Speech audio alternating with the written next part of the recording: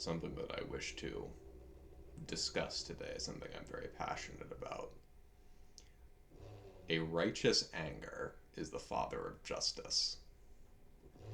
Now, what do I mean by that? Many people are under the mistaken idea that righteous anger, and anger in general, is a purely negative emotion and that is fundamentally sinful. If you are of this belief, then you must concede that God has sinned, for God has become angry. When Jesus went into the temple and saw that the Pharisees had made it a den of thieves, what did he do? He became angry. So angry, in fact, that he flipped their tables and drove them out with a whip.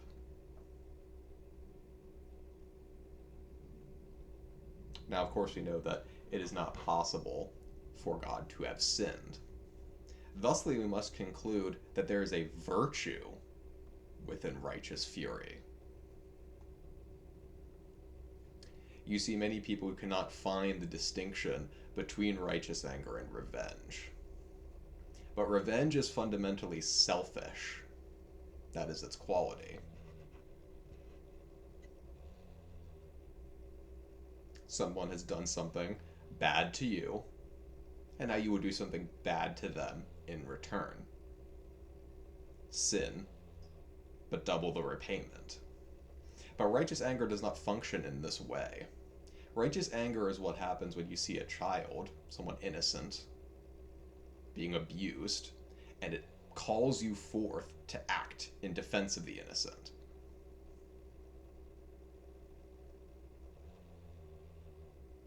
It is a very masculine, very active virtue. And in fact, I think it is one of the virtues that is sorely missing. Because people are afraid of it.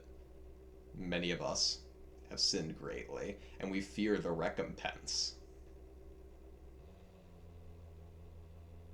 We fear being challenged on our sins. So we declare all anger must be sin. All anger is, there's no place for anger here. Now, I am not denying that anger, because it is such a volatile and powerful emotion, may even be more likely to be corrupted than others, but it does not mean that it in and of itself is wicked. Again, anger is the greatest fuel for justice, if harnessed properly and bound to righteousness.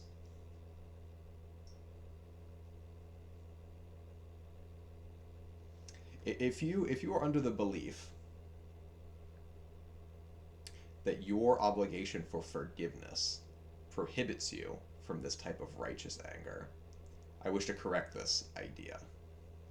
Let me ask you a question. Is it virtuous to see injustice right before your eyes? You see a woman being assaulted in the streets, or a child, or your fellow man.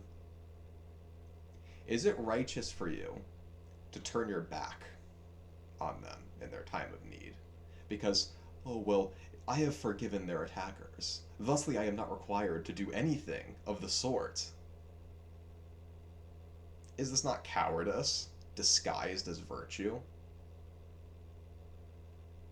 These are things to meditate on.